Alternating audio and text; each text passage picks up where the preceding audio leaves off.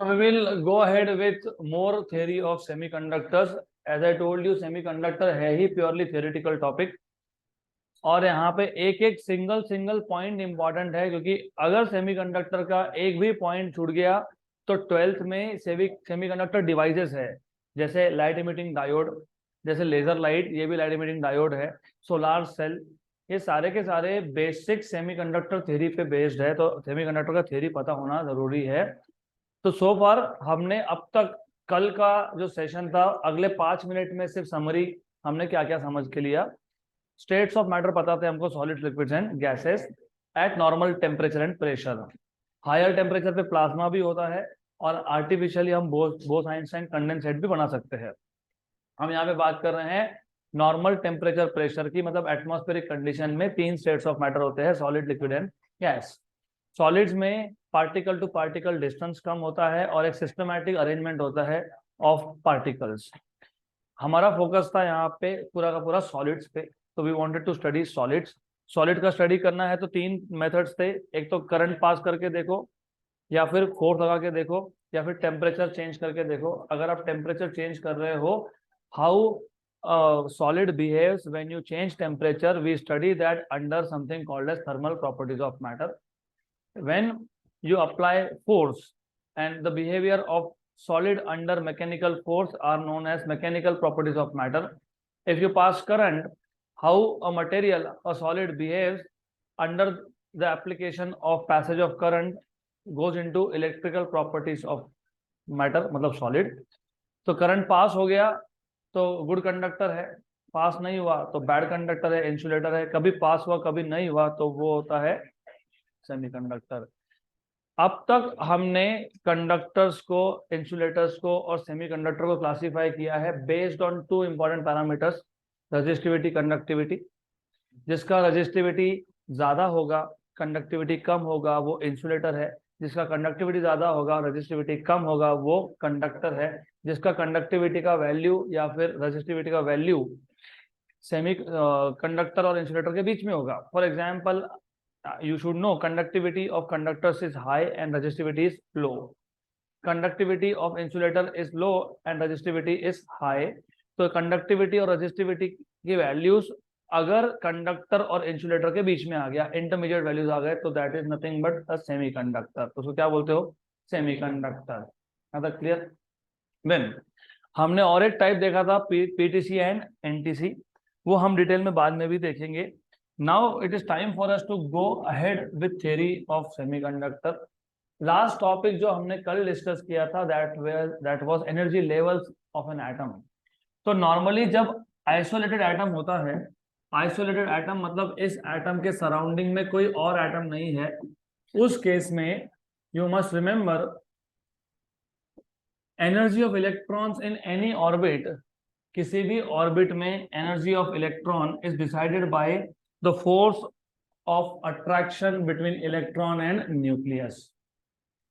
तो जब isolated atom होता है, फॉर एग्जांपल ये एक एटम है which is isolated atom. Isolated मतलब इसके नियर बाय में, सराउंडिंग में कोई और एटम नहीं है। इन सच केसेस अगर पहले ऑर्बिट में 2 इलेक्ट्रॉन्स है तो दोनों इलेक्ट्रॉन्स का एनर्जी एग्जैक्टली सेम है। और अगर आपको वो शो करना है with the help of diagram, इस डायग्राम को हम लोग बोलते हैं एनर्जी लेवल डायग्राम। तो यहाँ पे आप एक लेवल ड्रॉ करोगे, उसके आगे E1 लिखोगे और यहाँ पे आप 2 डॉट्स शो कर दोगे। इसका मतलब ये एटम है जिसमें पहले ऑर्बिट में 2 इलेक्ट्रॉन्स है और दोनों इलेक्ट्रॉन्स का एनर्जी एग्जैक्टली सेम है। सिमिलरली अगर दूसरे ऑर्बिट में 4 इलेक्ट्रॉन्स है तो चारों का एनर्जी भी सेम है। उस केस में आप क्या करते हो, एक एनर्जी लेवल ड्रॉ करते हो, यहाँ पे आप 4 डॉट्स दिखा देते हो, और 4 डॉट्स का मतलब कि इस पर्टिकुलर एनर्जी लेवल में कितने इलेक्ट्रॉन्स है? 4, और चारों के चारों का एनर्जी क्या है? सेम है। क्लियर? लेकिन जब मटेरियल बनता है हम उसको बोलते हैं बल्क मटेरियल। जब मटेरियल बनेगा, चाहे मटेरियल का साइज कितना भी स्मॉल हो, you may take a very small amount of substance, कितना भी छोटे से छोटा आपने मटेरियल बना दिया, उसमें millions of atoms come together, millions and billions of atoms come together. तो होता क्या है, अब अच्छे समझ लेना। हम यहाँ पे सेमीकंडक्टर्स और कंडक्टर्स की बात कर रहे हैं, हम यहाँ पे सॉलिड्स की बात कर रहे हैं। मैंने आपको ऑलरेडी बता दिया था कि सॉलिड में एटम टू एटम डिस्टेंस कम है, तो सॉलिड में डिस्टेंस बिटवीन टू एटम्स ये ऑलरेडी कम है। सपोज मैंने एक रॉड बना लिया ऑफ सम सॉलिड, तो इस रॉड में अब एक एटम तो होगा नहीं, there are so many atoms. Atom का ये है न्यूक्लियस और सराउंडिंग में है उसके ऑर्बिट्स, और ऑर्बिट में है इलेक्ट्रॉन्स। तो जब एक सब्सटेंस बनेगा, सब्सटेंस में बहुत सारे एटम्स एक साथ आ जाएंगे, तो you will have so many atoms coming together.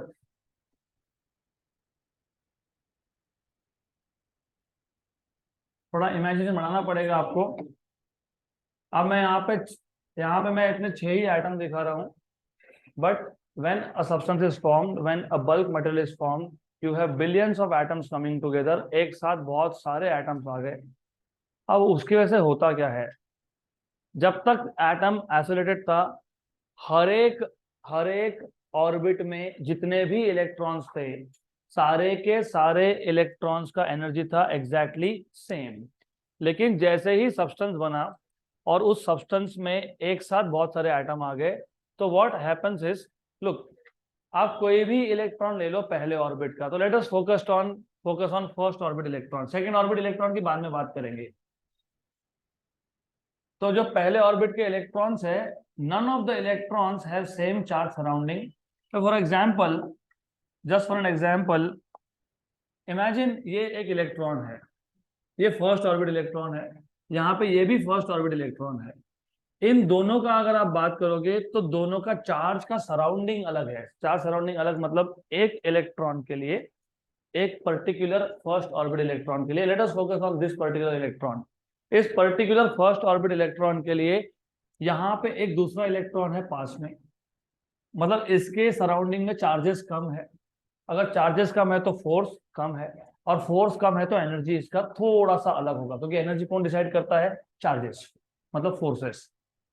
तो यहाँ पे इस पर्टिकुलर फर्स्ट ऑर्बिट इलेक्ट्रॉन का चार्ज का सराउंडिंग अलग होने की वजह से इस पे नेट फोर्स अलग है, और नेट फोर्स अलग होने की वजह से इसका एनर्जी का एक पर्टिकुलर वैल्यू है। तो लेट अस से इसके एनर्जी के वैल्यू को हम एक स्ट्रेट लाइन से डिनोट कर देते हैं, राइट।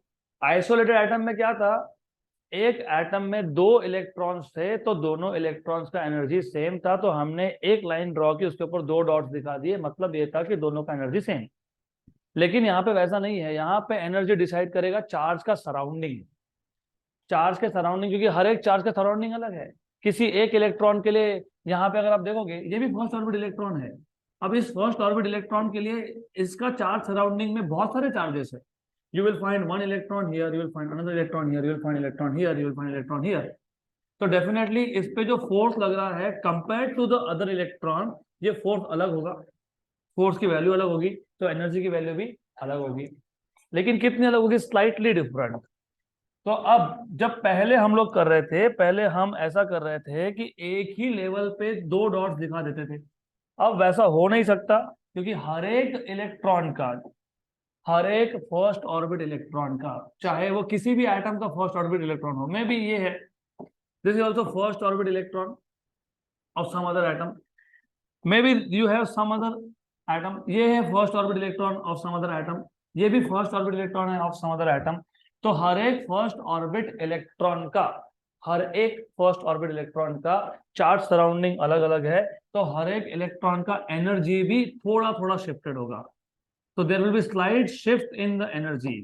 तो पहले हम 2 इलेक्ट्रॉन का सेम एनर्जी था, तो एक ही लाइन पे 2 डॉट दिखा देते थे, अब वैसा नहीं कर सकते हो, अब आपको 2 लाइन ड्रॉ करनी पड़ेगी, मतलब दोनों का एनर्जी स्लाइटली शिफ्टेड है। ऐसे बाकी भी इलेक्ट्रॉन्स है,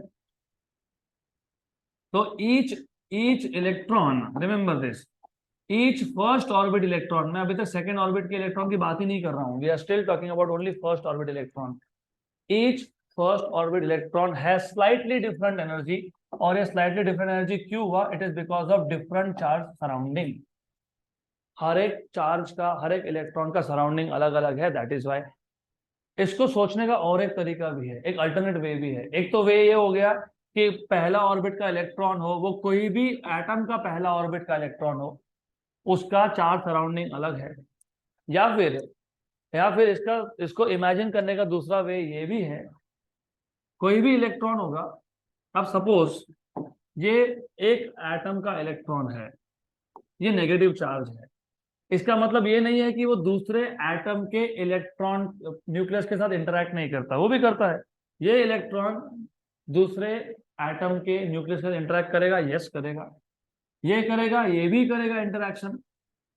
लेकिन लेकिन जब पहले ऑर्बिट का इलेक्ट्रॉन दूसरे किसी न्यूक्लियस के साथ इंटरेक्ट करेगा, तो उस एटम के खुद के इलेक्ट्रॉन्स क्या कर रहे हैं, इसको शील्ड कर रहे हैं। शील्ड करना मतलब प्रोटेक्ट करना, राइट? शील्डिंग मतलब प्रोटेक्शन। तो उस खुद एटम के जो इलेक्ट्रॉन्स थे, वो दूसरे एटम के इलेक्ट्रॉन को इजीली इंटरेक्ट करने देंगे नहीं। तो ये इजीली इंटरेक्ट करने देंगे नहीं तो किस पे डिपेंड करेगा? चार्ज के सराउंडिंग पे। एक इलेक्ट्रॉन के सराउंडिंग में जितना ज्यादा चार्ज होगा, उतना ज्यादा यहाँ पे फोर्सेस चेंज होंगे। इसको बोलते हैं शील्डिंग इफेक्ट। क्या बोलते हैं इसको? Shielding effect. तो in a nutshell, in short, idea ये है, हर एक इलेक्ट्रॉन भले ही पहले ऑर्बिट का था, लेकिन उसका एनर्जी स्लाइटली शिफ्टेड है, एग्जैक्टली सेम नहीं है। अगर एग्जैक्टली सेम नहीं है तो हमारे पास एक लेवल की जगह पे क्या बन गया? सेट बन गया। इस सेट को हम लोग बोलते हैं एनर्जी बैंड। क्या बोलते हैं इसको? Energy band. तो अब तक हम लोग मटेरियल को क्लासिफाई कैसे कर रहे थे? Based on the values of resistivity and conductivity. अब इसके आगे हम मटेरियल को क्लासिफाई करेंगे बेस्ड ऑन एनर्जी बैंड। तो याद रखना ये एनर्जी बैंड था। ये एनर्जी बैंड किसने बनाया? फर्स्ट ऑर्बिट के इलेक्ट्रॉन्स ने। तो you need to understand energy bands in solid. और यहाँ पे मैं जानबूझ के सॉलिड्स लिख रहा हूँ। मैं सॉलिड इसके लिए लिख रहा हूँ क्योंकि कंडक्टर्स में भी एनर्जी बैंड बनेंगे, सेमीकंडक्टर में भी एनर्जी बैंड बनते हैं, इंसुलेटर में भी एनर्जी बैंड बनते हैं। तो आइडिया बहुत सिंपल है, जब तक एटम आइसोलेटेड है, सिंगल है, तब तक उसका ऑर्बिट में, पहले ऑर्बिट में 2 इलेक्ट्रॉन है तो दोनों का एनर्जी सेम है। दूसरे ऑर्बिट में 4 होंगे तो चारों का एनर्जी सेम है। दूसरे ऑर्बिट में 6 होंगे तो 6 के 6 का एनर्जी सेम है। लेकिन जब मटेरियल बनता है, बहुत सारे आइटम्स एक साथ आ गए। बहुत सारे आइटम्स एक साथ आने की वजह से हर एक चार्ज का, चार्ज मतलब इलेक्ट्रॉन का, हर एक इलेक्ट्रॉन का सराउंडिंग चेंज हो गया, उस पर लगने वाला फोर्स चेंज हो गया। फोर्स एनर्जी डिसाइड करता है, तो एनर्जी भी चेंज हो गया। और एनर्जी चेंज हुआ मतलब हर एक फर्स्ट ऑर्बिट इलेक्ट्रॉन का एनर्जी स्लाइटली शिफ्टेड है। तो each first orbit electron has some shift in the energy. तो अगर मैं हर एक इलेक्ट्रॉन का एनर्जी ड्रॉ करने जाऊं फर्स्ट ऑर्बिट इलेक्ट्रॉन का, तो मुझे एक एनर्जी की जगह पे पूरा एक सेट मिल जाएगा। और ये जो सेट बना है, इसको बोलते हैं, क्या बोलते हैं इसको? Energy band. क्या बोलते हैं इसको? Energy band. लेकिन ये जो सेट ऑफ एनर्जीज था, ये किसने बनाया? फर्स्ट ऑर्बिट इलेक्ट्रॉन ने। किसने बनाया? ये फर्स्ट ऑर्बिट इलेक्ट्रॉन ने। तो इसको बोलते हैं energy band form by first orbit electrons. तो इसको बोलते हैं first band. This is first energy band. Similarly, सिर्फ एटम में क्या पहले ही ऑर्बिट में इलेक्ट्रॉन्स थे? नहीं, सेकेंड ऑर्बिट में भी थे। तो सेकेंड ऑर्बिट के इलेक्ट्रॉन्स के लिए भी सेम ही होने वाला है जो फर्स्ट ऑर्बिट के लिए हुआ। तो वो अपना एक बैंड बना लेंगे और उसको बोलेंगे, क्या बोलेंगे उसको? Second energy band. मतलब energy band form by all the electrons of second orbit. तो पहले ऑर्बिट के इलेक्ट्रॉन्स ने एक बैंड बना लिया, सेट ऑफ एनर्जी बना लिया। दूसरे ऑर्बिट के इलेक्ट्रॉन्स ने और एक बैंड बना लिया, सेट ऑफ एनर्जीज है ये। तो ये फर्स्ट ऑर्बिट इलेक्ट्रॉन्स का बैंड है, ये सेकेंड ऑर्बिट इलेक्ट्रॉन्स का बैंड है। ऐसा ही थर्ड ऑर्बिट इलेक्ट्रॉन्स का बैंड बनेगा। ऐसे ही वैलेंस ऑर्बिट, मतलब लास्ट ऑर्बिट, वैलेंस शेल, ऐसे ही लास्ट ऑर्बिट में जितने भी इलेक्ट्रॉन्स होंगे, वो सारे के सारे एक बैंड बना लेंगे, सेट ऑफ एनर्जी बना लेंगे, उसको बोलेंगे वैलेंस बैंड। क्या बोलते हैं उसको? तो सेट ऑफ एनर्जीज या तो energy band form by the valence electrons is known as valence band. यहां तक क्लियर? अब मैंने आपको कल एक चीज बताई थी, आई टोल्ड यू कि अगर आप ओवरऑल कंडक्टिविटी की बात करोगे, तो conducting properties of any atom, किसी भी एटम का कंडक्टिंग प्रॉपर्टी, वो कहां से आता है? लास्ट शेल से आता है। क्यों? क्योंकि जो इनर मोस्ट शेल होते हैं, इनर मोस्ट ऑर्बिट्स होते हैं, ये नॉर्मली फील्ड होते हैं। और मैंने आपको ये भी बताया था कि ये अगर फील्ड है, इसमें 8 इलेक्ट्रॉन्स है, तो जितने भी फील्ड ऑर्बिट्स है वो हमारे कोई काम के नहीं है अगर आप कंडक्शन की बात कर रहे हो तो। क्योंकि कंडक्टिंग प्रॉपर्टीज कहाँ से आएगा? लास्ट शेल से आएगा। और इसको हमने बोला था कोर। कोर क्या था? Nucleus along with all the field orbits is known as core of an atom. तो कंडक्टिंग प्रॉपर्टीज कहाँ से आते हैं फिर? वैलेंस ऑर्बिट से। कहाँ से आते हैं? वैलेंस ऑर्बिट से। क्योंकि जो लास्ट शेल के इलेक्ट्रॉन्स है, वैलेंस इलेक्ट्रॉन्स है, इसको थोड़ा सा भी एनर्जी मिल गया तो ये हो जाता है फ्री। ये फ्री होना, ये एटम छोड़ के गया है, लेकिन ये मटेरियल के अंदर ही है, राइट? आप घर छोड़ के गए लेकिन आप शहर के अंदर ही हो, राइट? थोड़ा सा भी पेरेंट्स ने दे दिया पैसा, चले आता हूँ मैं घूम के, इसको भी एनर्जी मिल गया, आता हूँ मैं घूम के, ये भी जाएगा। कहाँ जाएगा? उसी मटेरियल के अंदर। आई नो, मुझे पता है मेरे जोक्स बहुत पुअर जोक्स हैं, पर ठीक है, अभी समझने के लिए तो करना पड़ेगा। Look, the problem here is, ये मैं बेसिक बता रहा हूँ, जब सेमीकंडक्टर डिवाइसेस आएगा ना, तो आपको पता होना चाहिए कि एक एक इलेक्ट्रॉन कहाँ से आया। अगर एक एक इलेक्ट्रॉन का हिसाब नहीं लगा तो करंट का कभी हिसाब मिलेगा नहीं, कितना करंट कहाँ से है समझ में नहीं आएगा। तो you have to understand all the important properties, specifically conducting properties, are coming from the last shell, valence orbit। इसलिए तो कि लास्ट ऑर्बिट में एक या दो या तीन इलेक्ट्रॉन्स होंगे तो वो कंडक्टर्स है, क्योंकि ये लास्ट शेल के इलेक्ट्रॉन्स इजीली फ्री हो जाते हैं, इजीली फ्री हो जाते हैं। अगर लास्ट शेल में 5, 6 या 7 इलेक्ट्रॉन्स होंगे तो वो टाइटली बाउंड होते हैं, वो इजीली फ्री होते नहीं है। और अगर लास्ट शेल में 4 इलेक्ट्रॉन्स है तो वो सेमीकंडक्टर है, वो लो टेम्परेचर पे फ्री नहीं है, हाई टेम्परेचर पे वो इलेक्ट्रॉन्स फ्री है। तो सेमीकंडक्टर के प्रॉपर्टीज हम लोग कंट्रोल करते हैं। लो टेम्परेचर पे वो बैड कंडक्टर होता है, और मॉडरेट टेम्परेचर पे, रूम टेम्परेचर पे वो कंडक्टर होता है। अब इसका मतलब ये, लुक, थोड़ा सा और अच्छे से ध्यान दो।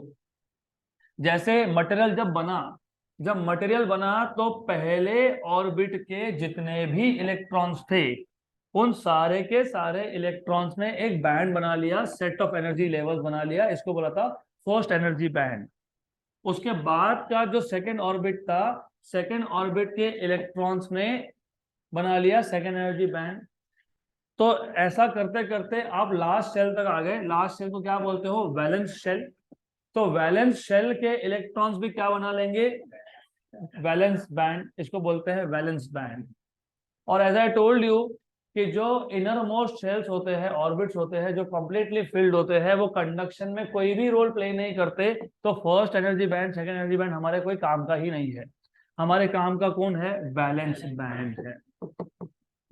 तो पूरे के पूरे सेमीकंडक्टर थ्योरी में दो बैंड्स की बात होगी, एक वैलेंस बैंड, एक कंडक्शन बैंड। अब कंडक्शन बैंड का मतलब क्या? इमेजिन इमेजिन हमारे पास एक मटेरियल था, सम सॉलिड। इस सॉलिड में हमारे पास क्या है? पीरियोडिक अरेंजमेंट है। किसका है? एटम्स का है या पार्टिकल्स है। इन सबके वैलेंस शेल में इलेक्ट्रॉन्स है, और वैलेंस शेल के इलेक्ट्रॉन्स ने क्या बना लिया? Valence band. अब सपोज इसको थोड़ा सा एनर्जी मिल गया, तो वैलेंस शेल का इलेक्ट्रॉन क्या होगा? फ्री होगा, बराबर।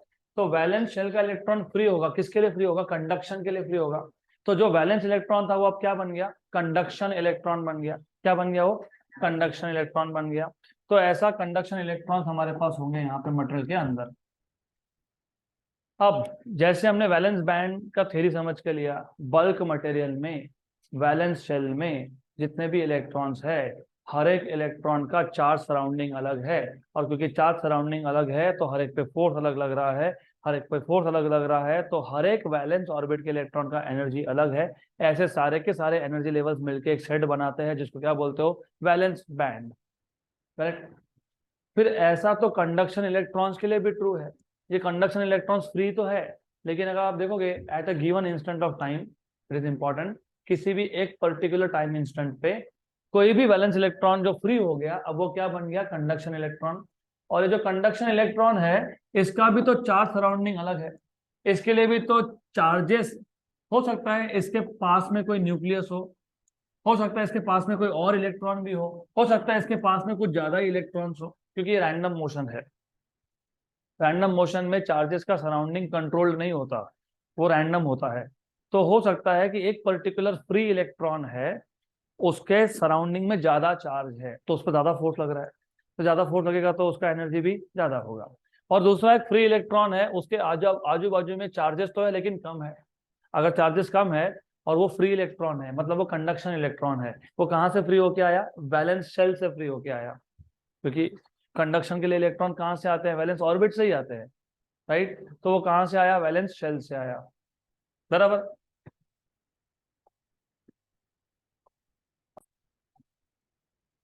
तो ये जो कंडक्शन इलेक्ट्रॉन्स थे, ये एक चीज याद रखना कि कंडक्शन इलेक्ट्रॉन फ्री होके आता है, कहाँ से? वैलेंस शेल से। तब जाके वो कंडक्शन इलेक्ट्रॉन बनता है। जैसे वैलेंस ऑर्बिट्स में जो भी इलेक्ट्रॉन्स थे उसका चार्ज सराउंडिंग अलग था, तो एक सेट बन गया वैलेंस बैंड। वैसे ही कंडक्शन इलेक्ट्रॉन्स भले ही फ्री है, लेकिन at some instant of time उनका भी चार्ज सराउंडिंग अलग अलग है, तो उनके भी एनर्जी लेवल थोड़े थोड़े क्या होंगे? शिफ्टेड होंगे। तो उनका भी एक बैंड बनेगा जिसको आप बोलोगे कंडक्शन बैंड। क्या बोलोगे इसको? Conduction band. तो वैलेंस बैंड और कंडक्शन बैंड, ये दोनों में एक चीज कॉमन है। जो इलेक्ट्रॉन्स ने वैलेंस बैंड बनाया था, वही इलेक्ट्रॉन जब फ्री हो गया तो वो कंडक्शन बैंड बनाता है। वही इलेक्ट्रॉन है, सिर्फ अभी वो फ्री हो गया तो उसने क्या बना दिया? Conduction band. तो अब तक हम लोग कंडक्टर्स को, सेमीकंडक्टर्स को या इंसुलेटर्स को क्लासिफाई कर रहे थे based on the values of conductivity और रजिस्टिविटी। तो जिस मटेरियल का कंडक्टिविटी हाई था वो मटेरियल था कंडक्टर, और उसका रजिस्टिविटी लो था।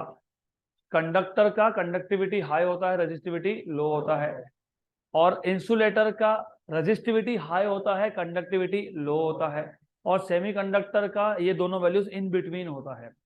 अब इसके आगे जब सेमीकंडक्टर्स की स्टडी करोगे, स्पेसिफिकली सेमीकंडक्टर्स की स्टडी करोगे, तो हम अब मटेरियल को एज कंडक्टर, सेमीकंडक्टर या इंसुलेटर डिफाइन करेंगे based on how much is the gap between valence band and conduction band. तो जो टॉप ऑफ वैलेंस बैंड है, वैलेंस बैंड का जो टॉप है, टॉप, और कंडक्शन बैंड का जो बॉटम है, इसमें जो एनर्जी का गैप है, क्योंकि गैप है यहाँ पे कुछ नहीं है, तो क्यों नहीं है? क्योंकि मुझे बताओ, पहले और दूसरे ऑर्बिट में कुछ होता है क्या? नहीं होता है। दूसरे तीसरे में कुछ होता है क्या? नहीं होता है। तो वैलेंस ऑर्बिट के बाद जब इलेक्ट्रॉन कंडक्शन के लिए फ्री होता है, तो वहां पे ऐसे एनर्जी लेवल्स है जो फील्ड नहीं है, जो हो नहीं सकते। पहले और दूसरे ऑर्बिट में कुछ नहीं हो सकता। अब वो क्यों नहीं होता, वो 12वीं में समझ में आ जाएगा तुमको। उसको बोलते हैं फॉरबिडन। क्या बोलते हैं उसको? इलेक्ट्रॉन या तो पहले ऑर्बिट में है या तो दूसरे ऑर्बिट में है, या तो दूसरे में है या तो तीसरे में है, या तो तीसरे में है या तो चौथे में है। बीच में कुछ है क्या? नहीं। अब वो क्यों नहीं है वो 12वीं में समझेगा। लेकिन यहाँ पे भी वैसा है, इलेक्ट्रॉन या तो वैलेंस बैंड में है या तो वो कंडक्शन बैंड में है। तो टॉप ऑफ वैलेंस बैंड और बॉटम ऑफ कंडक्शन बैंड में जो डिफरेंस है, इसको हम लोग बोलते हैं फॉरबिडन एनर्जी गैप। क्या बोलते हैं इसको? Forbidden energy gap. ये आ जाता है फॉरबिडन एनर्जी गैप, या तो इसको और एक नाम है बैंड गैप, इसको बोलते हैं बैंड गैप। अभी नाम में ये फॉरबिडन, फॉरबिडन मतलब ये अलाउड नहीं है, ये परमिटेड नहीं है। इलेक्ट्रॉन वैलेंस बैंड में होगा या कंडक्शन बैंड में होगा, बीच में हो नहीं सकता। अब अगर मुझे अगर कंडक्टर्स को क्लासिफाई करना है बेस्ड ऑन दिस गैप, तो कंडक्टर्स को अब हम रेजिस्टिविटी या कंडक्टिविटी से डिफरेंशिएट नहीं करेंगे। कंडक्टर्स में क्या होता है, eight any temperature greater than 0 kelvin, 0 kelvin से ज्यादा टेम्परेचर पे, किसी भी टेम्परेचर पे, चाहे वो फिर 1 डिग्री हो, 2 डिग्री हो, 3 डिग्री हो, 4 डिग्री हो, 0 से ज्यादा टेम्परेचर पे कंडक्टर्स में याद रखना, ये जो वैलेंस बैंड है और जो कंडक्शन बैंड है वो ओवरलैप होता है। I repeat again, conduction band कौन से इलेक्ट्रॉन्स ने बनाया? Valence electron. कब बनाया? जब वो फ्री हो गए।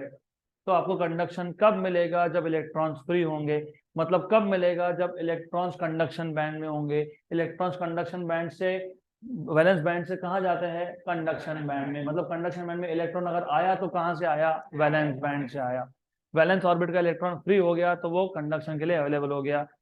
अब अगर वैलेंस बैंड और कंडक्शन बैंड ही ओवरलैप है, ओवरलैप का मतलब ये होता है कि eight any temperature conduction band में इलेक्ट्रॉन्स है ही। अगर इलेक्ट्रॉन्स कंडक्शन बैंड में है तो फ्री इलेक्ट्रॉन्स है, तो फ्री इलेक्ट्रॉन्स है तो वो क्या है, कंडक्टर है, राइट। ये इमेजिनरी कॉन्सेप्ट है लेकिन बहुत अच्छा कॉन्सेप्ट है। Valence electrons will become free and they will be available for conduction. ये एक सिंगल एटम की बात है। मटेरियल में हम सिंगल एटम की बात नहीं करते, हम एक साथ बहुत सारे एटम्स की बात करते हैं। तो ये एक साथ बहुत सारे इलेक्ट्रॉन्स कहाँ थे, वैलेंस ऑर्बिट में थे। इन्होंने क्या बना लिया, वैलेंस बैंड। अगर इलेक्ट्रॉन फ्री हुआ, अब प्रॉब्लम क्या है कि इलेक्ट्रॉन फ्री हुआ, तुमको क्या पता कौन से एटम से फ्री हुआ, और वो बिलियंस ऑफ एटम्स है। तुम बोल सकते हो क्या नहीं ये इलेक्ट्रॉन उसी एटम से आया है, वो इलेक्ट्रॉन वहां से आया है, बोल सकते हैं हम लोग, नहीं बोल सकते ना, क्योंकि बिलियंस ऑफ एटम्स एक साथ है, करेक्ट। तो इसके लिए क्या करते हैं, हम इमेजिन करते हैं कि वो किसी भी एटम से आया होगा, लेकिन वो किसी भी एटम में कहाँ था, वैलेंस शेल में था, मतलब वो मटेरियल के वैलेंस बैंड में था। तो वो किसी भी एटम से फ्री होके आया, वो कहाँ गया, वो कंडक्शन के लिए अवेलेबल हुआ। तो वैलेंस बैंड से इलेक्ट्रॉन कहाँ गया, कंडक्शन बैंड में गया। तो कंडक्शन कब होगा, जब कंडक्शन बैंड में इलेक्ट्रॉन होंगे। अब कंडक्टर्स में ये वैलेंस बैंड और कंडक्शन बैंड ही ओवरलैप है, मतलब at any temperature you will always find some free electrons which are available in conduction band, hence that material is a good conductor। तो जिस मटेरियल में वैलेंस बैंड और conduction band overlap हो जाए वो क्या होता है, गुड कंडक्टर होता है। अब इंसुलेटर क्या होगा फिर, देखो इंसुलेटर में क्या होता है, इंसुलेटर में ये जो वैलेंस बैंड है और जो कंडक्शन बैंड है, मैंने आपको और एक चीज बताई थी, कल मैंने बताया था, और मैंने जानबूझ के बताया था कि कौन से टाइप के एटम्स इंसुलेटर होते हैं, जिसके लास्ट शेल में कितने इलेक्ट्रॉन्स हो, 5, 6 या 7। और अगर 5 या 6 या 7 इलेक्ट्रॉन्स है तो उनका फोर्स ऑफ अट्रैक्शन न्यूक्लियस के साथ बहुत स्ट्रांग है, मतलब वो इजिली फ्री होते नहीं है। मतलब ऐसा है कि there are materials in which there is a big gap between conduction band and valence band। Big gap का मतलब ये कि जो वैलेंस शेल के इलेक्ट्रॉन्स थे they are tightly bound to the nucleus, वो न्यूक्लियस के साथ बहुत स्ट्रॉन्ग अट्रैक्शन में है तो फ्री नहीं होते। अगर मुझे इंसुलेटर को in terms of band gap समझाना है तो हम ऐसा बोल सकते हैं कि इंसुलेटर में जो बैंड गैप है, बैंड गैप मतलब ये energy gap, forbidden energy gap, ये बहुत ज्यादा है। और कंडक्टर्स में ये गैप है ही नहीं क्योंकि ये ओवरलैप है। तो जहां पे बैंड गैप नहीं हो या फिर जहां पे बैंड गैप जीरो हो वो मटेरियल क्या होता है, कंडक्टर होता है। और जहां पे बैंड गैप बहुत ज्यादा हो वहां पे वैलेंस बैंड से इलेक्ट्रॉन कभी कंडक्शन बैंड में जा ही नहीं पाता, मतलब वैलेंस शेल छोड़ के इलेक्ट्रॉन कभी फ्री हो नहीं पाता।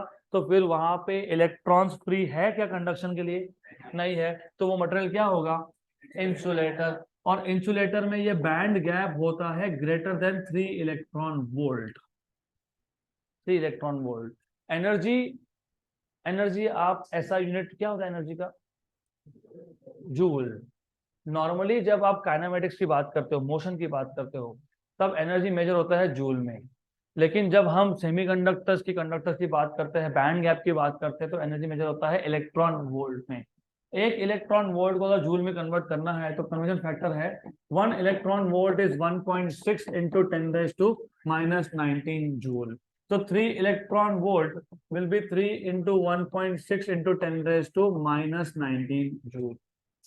तो याद रखना जब भी सेमीकंडक्टर्स की बात होगी तो एनर्जी जूल में नहीं, एनर्जी इलेक्ट्रॉन वोल्ट में मेजर होगा। Remember this, 1 electron volt is 1.6 into 10⁻⁻19 joule. So when we talk about semiconductors, we normally talk about energy in terms of electron volt and not joules। तो जिस material में band gap ये 3 eV से ज्यादा है तो वो मटेरियल कौन से टाइप ऑफ मटेरियल्स है, इंसुलेटर्स है। अब आप गेस कर सकते हो कि सेमीकंडक्टर में क्या होगा। ये कंडक्टर का सिचुएशन था, जिसमें ओवरलैप था, और बैड कंडक्टर्स में इंसुलेटर में बैंड गैप बहुत ज्यादा था। कितना ज्यादा था? 3 ईवी से ज्यादा था। तो सेमीकंडक्टर में फिर क्या है? सेमीकंडक्टर में जो बैंड गैप है वो मॉडरेट होता है। मॉडरेट मतलब इन बिटवीन होता है, ना ओवरलैप है ना बहुत ज्यादा है। तो यहाँ पे जो बैंड गैप है, this band gap is in between 0 and 3 electron volt. So in this case, in case of semiconductors, band gap is less than 3 electron volt, greater than 0 but less than 3 electron volt, right? So that is why ये हमारे बहुत काम का है, because यहाँ पे band gap moderate है। और ऊपर से आप देखोगे और 12th में ज्यादा सीखोगे कि ये जो band gap है हम adjust भी कर सकते हैं by putting some impurity। जो बेस मटेरियल है, फॉर एग्जाम्पल पानी, समझ लो पानी आपका बेस है, समझ लो, उसमें टेस्ट के लिए आपने शरबत डाल दिया, वो इम्प्योरिटी है, बराबर। सिमिलरली यहाँ पे सिलिकॉन या जर्मेनियम होता है बेस मटेरियल, मतलब सिलिकॉन और जर्मेनियम 4 इलेक्ट्रॉन्स होते हैं ना लास्ट शेल में। सेमीकंडक्टर कौन होता है जिसके लास्ट शेल में कितने हो? तो हम नॉर्मली क्या करते हैं, एक वेफर बनाते हैं, खाने वाला वेफर नहीं है, तो वेफर बोला तो बस वही आ जाता है, खाने वाला वेफर। तो हम वेफर मतलब एक थिन प्लेट बनाते हैं जिसका जर्मेनियम या फिर सिलिकॉन का, और उसमें कुछ अमाउंट में इम्प्योरिटी डाल देते हैं हम लोग। वो क्यों डालते हैं वो आगे समझेगा, रिमेंबर दिस। वो इसके लिए डाला जाता है क्योंकि मुझे ये बैंड गैप को चेंज करना है, क्योंकि मुझे इसको स्पेशल पर्पस के लिए यूज करना है, और नाम भी है स्पेशल पर्पस डायोड्स। अभी ऐसा क्यों? देखो ये भी लाइट इमिटिंग डायोड है, ये ट्यूबलाइट, ये व्हाइट लाइट देता है। व्हाइट लाइट में 7 कलर होते हैं। ये भी लेजर भी, ये लेजर मैं जो यूज कर रहा हूँ, ये लेजर भी लाइट इमिटिंग डायोड ही है, लेकिन ये एक ही कलर देता है। ट्रैफिक सिग्नल में ग्रीन, येलो और रेड, वो सारे के सारे लाइट इमिटिंग डायोड है, लेकिन कलर अलग अलग देते हैं, राइट। सोलार पैनल का जो पैनल है वो भी डायोड है, लेकिन वो तो अलग ही काम करता है, करेक्ट। तो बेसिकली आइडिया ये है कि थोड़े थोड़े चेंजेस करने से हम लोग इसके प्रॉपर्टीज चेंज कर सकते हैं और उसको अलग अलग जगह पे यूज कर सकते हैं। That is the biggest advantage कि छोटे छोटे चेंज कर लिए, थोड़ा चेंज कर लिया, कलर चेंज हो गया। यही जो रेड कलर का एलईडी है, इसमें मैंने इम्प्योरिटी कोई और डाल दी होती, आप देखोगे आगे जाके आर्सेनिक नाम का इम्प्योरिटी आएगा, हाँ, गैलियम के साथ उसको मिक्स करते हैं, इंडियम नाम का इम्प्योरिटी आएगा। तो थोड़े थोड़े इम्प्योरिटीज डालने, चेंज करने से वो वेवलेंथ भी अलग अलग इमिट करता है। कोई रेड लाइट इमिट करेगा तो कोई ग्रीन लाइट इमिट करेगा तो कोई ब्लू लाइट इमिट करेगा, राइट। कोई लाइट इमिटिंग डायोड बन जाएगा, कोई वोल्टेज रेगुलेटर बन जाएगा। आपने सुना होगा घर में कुछ अप्लायंस लेने जाते हो, कभी नहीं गए होंगे तो जाओ, बहुत कुछ सीखने को मिलता है वहां से। अगर आप सपोज आप रेफ्रिजरेटर लेने गए, फिर आप 3-4 मॉडल देखोगे, कोई सस्ता होगा कोई महंगा होगा, फिर आप बोलोगे डिफरेंस क्या है दोनों में? वो बोलता है कि वो उसमें वोल्टेज रेगुलेटर है। वोल्टेज रेगुलेटर मतलब क्या? अभी हमारे घर में पावर फ्लक्चुएशन अगर हुए, होता है ना, कभी कभी पावर सप्लाई डिम हो जाता है, कभी कभी ज्यादा आ जाता है। अगर ऐसा हुआ तो जो हमारे घर के अप्लायंसेस है वो हो जाएंगे खराब। तो उसको कंट्रोल करने के लिए एक चीज यूज होती है जिसको आप बोलते हो जीनर डायोड। वो वोल्टेज को रेगुलेट करता है। रेगुलेट करना मतलब क्या? अभी साइंस कर ही रहे हो तो थोड़ा थोड़ा और बेसिक समझ लो। ये जो घर का सप्लाई लाइन है इंडिया में मैं फॉरेन की बात नहीं कर रहा हूँ, यहाँ पे कितना वोल्ट का सप्लाई आता है? 220 वोल्ट। अब पावर डिम होने का मतलब क्या? मिलना चाहिए था 220 वोल्ट, हमको मिल रहा है 150 वोल्ट। मिलना चाहिए था 220 वोल्ट, कभी आ गया 300 वोल्ट, करेक्ट। अगर डिम वोल्टेज है या फिर ज्यादा वोल्टेज है तो अप्लायंस हो जाएगा खराब। क्योंकि अगर कोई अप्लायंस आप यूज कर रहे हो, अगर उसको 220 वोल्ट चाहिए तो उसको 220 वोल्ट ही चाहिए। वो ना कम पे काम करेगा ना ज्यादा पे काम करेगा, खराब हो जाएगा वो। फिर हम ये कंट्रोल कैसे करेंगे? क्योंकि सप्लाई तो हमारे हाथ में नहीं है ना, वो तो जहां से सप्लाई हो रहा है वहां पे कुछ गड़बड़ हो गई तो तुम्हारे यहाँ पे भी सप्लाई खराब होने वाला है। तो हम डायोड यूज करते हैं, यही सेमीकंडक्टर यूज करते हैं, और वो वोल्टेज को करता है रेगुलेट। मतलब क्या करता है? अगर 150 वोल्ट आया ना तो 70 वोल्ट एक्स्ट्रा खुद का डाल देता है वो, और 220 सप्लाई कर देता है। अगर 300 वोल्ट आ गया तो 80 वोल्ट खुद रख लेता है, 220 सप्लाई कर देता है। तो वो वोल्टेज को कंट्रोल करता है, उससे डिवाइस तुम्हारा खराब नहीं होता। तो इसलिए उसको बोलते हैं voltage regulator. It is just like regulator of your gas controlling something, right. अब ये ऐसा क्यों हुआ वो आगे धीरे धीरे समझेगा, बट एट दिस स्टेज मेरा एक्सपेक्टेशन ये है कि आपको कंडक्टर्स, सेमीकंडक्टर्स और इंसुलेटर्स अच्छे से याद है बेस्ड ऑन एनर्जी गैप। तो कंडक्टर्स में एनर्जी गैप कितना था? 0, ओवरलैप था, there is no band gap. Insulator में बैंड गैप कितना है? Greater than 3 electron volt. और सेमीकंडक्टर में कितना है? Between 0 and 3 electron volt, correct. और ये बैंड गैप डिफाइन कैसे किया? It is the difference in energy from the top of valence band to the bottom of conduction band. यहाँ तक क्लियर? तो अब हमने एनर्जी बैंड्स इन सॉलिड के साथ साथ हमने मटेरियल को क्लासिफाई कर लिया based on energy gap, based on band gap. यहाँ तक क्लियर? अगर यहाँ तक समझा है तो now we will start talking about semiconductors. अब तक तो हम सिर्फ डिफरेंस समझ रहे थे कंडक्टर्स का, इंसुलेटर्स का और सेमीकंडक्टर्स का। एक बार आपको बैंड्स कैसे बने, बैंड्स क्यों बने, और बैंड गैप क्या है, वैलेंस बैंड क्या है, कंडक्शन बैंड क्या है, ये सब समझ में आ गया। तो now you can start of with semiconductors. अब यहां से रियल सेमीकंडक्टर का थ्योरी स्टार्ट होता है। सेमीकंडक्टर्स होते हैं दो टाइप के। एक होता है इंट्रिंसिक सेमीकंडक्टर, एक होता है extrinsic semiconductor. Semiconductors can be classified into 2 types. Notes को बंद कर दो, मैं सही पढ़ा रहा हूँ, डोंट वरी, डोंट वरी। थोड़ा मैं ज्यादा डिटेल में बता रहा हूँ तो इमेजिन। और उसी फिजिक्स का मजा ही तो इसमें है ना, कुछ एकदम थ्योरी है, कुछ एकदम सॉल्विंग है। अभी लास्ट चैप्टर थोड़ा जड़ हो गया ना, न्यूटन्स लॉ अभी है वो डिफिकल्ट, तो क्या करेंगे उसको। चलो वापस से coming back to the track. Semiconductors are of 2 type. एक को बोलते हो इंट्रिंसिक। इंट्रिंसिक मतलब semiconductor in its purest form, उसको बोलते हैं इंट्रिंसिक। तो semiconductors are of 2 types, they are of 2 types. Type number 1 which is called as intrinsic. Intrinsic मतलब प्योर सेमीकंडक्टर। अभी sorry for poor joke again, वो एक add आता था टीवी पे, पता नहीं मैं बहुत साल पहले देखता था। वो एक एड आता था जिसमें वो दिखाते थे कि आपके हाथ में बहुत सारे जर्म्स है, फिर एक सोप से आपने हाथ धोया, लाइफ बॉय लाइफ, तो जो दो दो जर्म्स बचते थे ना, दो, वो भी नहीं होना चाहिए। प्योर मतलब पूरा प्योर। तो यहाँ पे जब मैं बोल रहा हूँ प्योर सेमीकंडक्टर, तो लाइफ बॉय से हाथ धोने के बाद जो 2 जर्म्स बचते हैं वो भी नहीं बचने चाहिए। अब इसका मतलब यहाँ पे क्या होता है, वो लाइफ बॉय का कोई रिलेशन नहीं है, and I am not promoting any brand, तो छोड़ दो। आइडिया हियर इज, अभी अभी अब मैंने आपको बताया कि semiconductor are atoms with 4 electrons in the valence shell. ऐसे 2 टाइप के फेमस है, एक है सिलिकॉन, एक है जर्मेनियम।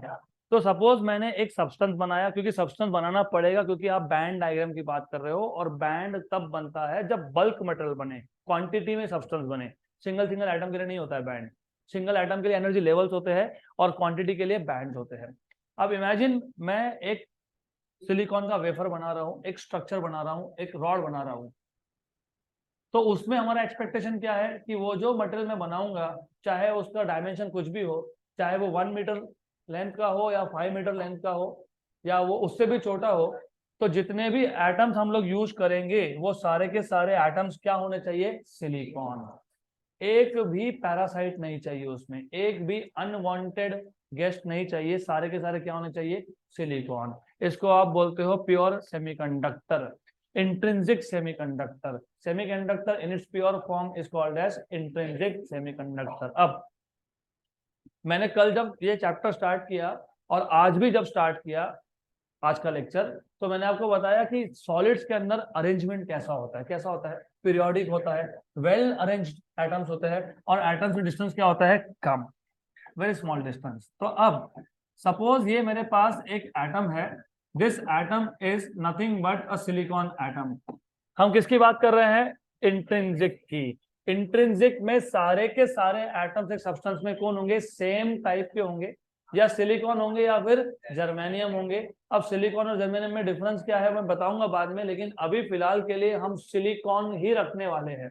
तो जब एक सब्सटेंस बनेगा तो सारे के सारे एटम्स कौन होंगे, सिलिकॉन। एक भी दूसरे टाइप का नहीं चाहिए, उसको बोलोगे इंट्रिंसिक मतलब प्योर। और रिमेंबर, यहाँ ध्यान दो, ये स्ट्रक्चर समझा। अब जो अगले 5 मिनट में समझा तो 2 साल का सेमीकंडक्टर समझा। अगर ये नहीं समझा तो कुछ नहीं समझा, फिर 2 साल का आपका सेमीकंडक्टर गया। लुक, 2 साल का थ्योरी गया, सेमीकंडक्टर कहीं नहीं जाता है। जस्ट अ मिनट,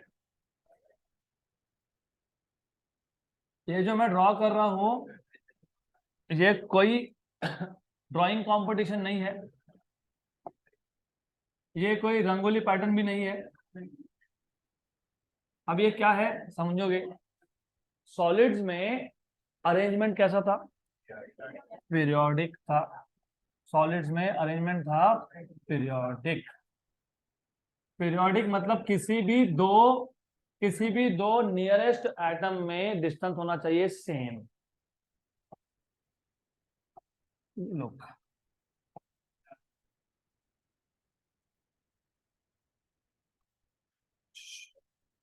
बिल्कुल गड़बड़ करना नहीं।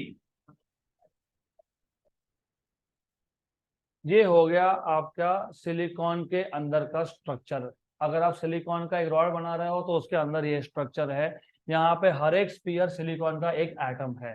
तो each of this is an atom of silicon. मैंने इसलिए बताया था आपको कि आपको एग्जैक्टली पता होना चाहिए कि सॉलिड्स के अंदर अरेंजमेंट कैसा है। It is periodic arrangement. अब सारे के सारे सिलिकॉन है तो ये मटेरियल क्या है, प्योर फॉर्म में है। It is material in its purest form, बराबर। अब सिलिकॉन के वैलेंस शेल में कितने इलेक्ट्रॉन्स थे, 4 इलेक्ट्रॉन्स थे। 4 इलेक्ट्रॉन्स थे। कितने थे, 4 थे। कितने थे, तो हर एक के पास 4 4 इलेक्ट्रॉन्स है। हर एक सिलिकॉन के पास 4 4 इलेक्ट्रॉन्स है। अभी रुको, अभी तो शुरू हुआ है, अभी समझ में आएगा। जब तक मुझे ये बताओ कि हर एक के पास 4 4 इलेक्ट्रॉन्स है वैलेंस शेल में, लेकिन एटम को स्टेबल होने के लिए कितने इलेक्ट्रॉन्स की जरूरत होती है, 8। तो you know that each atom requires how many electrons in the last orbit, 8। उसका ऑक्टेट कंप्लीट करने के लिए 8 चाहिए। इनके पास कितने हैं, 4 4। मतलब और कितने कितने चाहिए, राइट। तो यहाँ पे the best thing that happens is sharing, sharing of electrons. उधार तुझे 4 चाहिए और ऑक्टेट कंप्लीट करने के लिए, यहाँ ध्यान दो, यहाँ पे ध्यान दो। यहाँ का जो हर एक जो एटम है सिलिकॉन का, उसके लास्ट शेल में, वैलेंस शेल में 4 4 इलेक्ट्रॉन्स है, और उनको अपना ऑक्टेट कंप्लीट करने के लिए 4 4 और चाहिए। तो यहाँ पे क्या होता है, कोई भी एक सिलिकॉन का एटम निकाल ले लो, वो अपने एक नेबर के साथ एक इलेक्ट्रॉन शेयर करता है, वो अपने दूसरे नेबर के साथ एक इलेक्ट्रॉन शेयर करता है, वो अपने तीसरे नेबर के साथ और एक इलेक्ट्रॉन शेयर करता है, वो अपने चौथे नेबर के साथ और एक इलेक्ट्रॉन शेयर करता है। हो गया उसका ऑक्टेट कंप्लीट। जब जब इलेक्ट्रॉन का शेयरिंग होता है तब तक कोवेलेंट बॉन्ड बनता है। तो ये सारे के सारे कोवेलेंट बॉन्ड्स हैं। तो यहाँ पे हर एक एटम कोवेलेंट बॉन्ड बनाएगा विथ इट्स नेबर, और हर एक एटम अपने नेबर के साथ क्या शेयर करेगा, इलेक्ट्रॉन। और हर एक एटम के नियरेस्ट नेबर कितने, नियरेस्ट मतलब पास वाले, इसके पास वाला ये एक है, ये दूसरा है, तीसरा है, ये चौथा है। तो each of this silicon atom each of this silicon atom shares, क्या शेयर करता है, electron with its nearest neighbour, with its nearest neighbour. और ये जो स्ट्रक्चर बना इसको बोलते हैं क्रिस्टल स्ट्रक्चर ऑफ सिलिकॉन। क्या बोलते हैं इसको, तो this is called as crystal structure of silicon. तो ऐसा बनता है structure of silicon, this is crystal structure of silicon, right, clear. अब भाई अभी तो शुरू हुआ है, अभी हमने कंडक्टिविटी की बात ही नहीं की, करंट कहाँ से आया वो तो अभी शुरू होगा। अगर आप अच्छे से देखोगे तो यहाँ पे सिर्फ इलेक्ट्रॉन शेयर हुआ है, एक भी इलेक्ट्रॉन फ्री नहीं है क्या? एक भी इलेक्ट्रॉन फ्री, एक भी इलेक्ट्रॉन फ्री नहीं होने का मतलब conduction valence band is completely filled, ये फुल है, सारे के सारे इलेक्ट्रॉन्स अपने अपने घर के अंदर बैठे हैं, अपने अपने वैलेंस ऑर्बिट में बैठे हुए हैं, एक भी फ्री नहीं है। अगर एक भी फ्री नहीं है तो फिर कंडक्शन बैंड की हालत क्या है? There is no free electron, तो conduction band is completely empty. तो कंडक्शन बैंड वैकेंट है, एम्प्टी है, और क्योंकि कंडक्शन बैंड एम्प्टी है तो यहाँ पे आपको करंट मिलेगा क्या? नहीं। तो ये सेमीकंडक्टर अब इस स्टेट में क्या है? बैड कंडक्टर है, मतलब क्या है? इंसुलेटर है। तो ये होता है 0 केल्विन पे, लो टेम्परेचर पे। At low temperature all the electrons are paired because they are shared, and since they are shared there is formation of covalent bond। तो यहाँ पे कोवेलेंट बॉन्ड बने हैं, एक भी इलेक्ट्रॉन फ्री नहीं है यहाँ पे, राइट? तो कंडक्शन नहीं है। अगर मुझे इसको कंडक्शन के लिए यूज करना है तो मुझे इलेक्ट्रॉन्स को फ्री करना है। अब इलेक्ट्रॉन्स अपने आप तो फ्री होंगे नहीं, अपने आप नहीं होंगे मतलब कहीं से तो एनर्जी चाहिए। रूम टेम्परेचर पे जितना हीट मिलता है वो हीट सफिशिएंट होता है इलेक्ट्रॉन्स को फ्री करने के लिए। लेकिन यहाँ पे एक और प्रॉब्लम आ गया, अगर आइसोलेटेड एटम होता, मतलब मेरे पास सिर्फ एक सिलिकॉन का एटम है, मटेरियल नहीं है, वो एक अकेला एटम है, तो अकेले एटम का जो इलेक्ट्रॉन को फ्री करना था, हमने जो भी एनर्जी सप्लाई किया, हमने सप्लाई किया मतलब रूम टेम्परेचर से जो एनर्जी आया, उसने क्या किया? उसने डायरेक्टली इलेक्ट्रॉन को फ्री कर दिया, करेक्ट? क्योंकि वो आइसोलेटेड था, क्योंकि वहां पे एनर्जी बैंड्स बने नहीं थे, क्योंकि वहां पे कोवेलेंट बॉन्ड भी बने नहीं थे, तो जो भी एनर्जी दिया उसने डायरेक्टली क्या किया? इलेक्ट्रॉन को फ्री किया। लेकिन यहाँ पे क्योंकि शेयरिंग हो गया इलेक्ट्रॉन्स का तो कोवेलेंट बॉन्ड बन गए। अब क्योंकि कोवेलेंट बॉन्ड बना है तो अब डायरेक्टली तो इलेक्ट्रॉन फ्री होगा नहीं।